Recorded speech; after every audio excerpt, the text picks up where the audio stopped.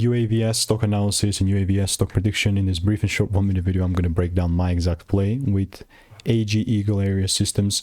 This is going to be my exact, for the next week and onwards.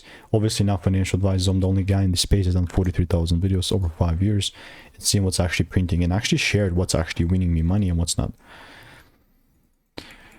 This specifically was that before I had a sell side prediction, and I was like, if I see a double break, I'm willing to take it further down.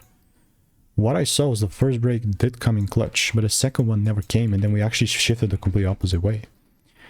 This is very telling, because we are about to reach above these highs. And then now short term, yes, I'm very open-minded to taking it, taking the highs out if I could, though. And what that means is if the price pulls back into my demand zone, it gives me a double break, then I'm still looking to take it further up. But what I'm not going to do is immediately get involved randomly, you know what I mean? So all I'm doing in the meantime is just waiting for rules. And if you want to get free emails and insights, money making emails and insights, and stay tuned with UAVS, click the first link in the description, it's free.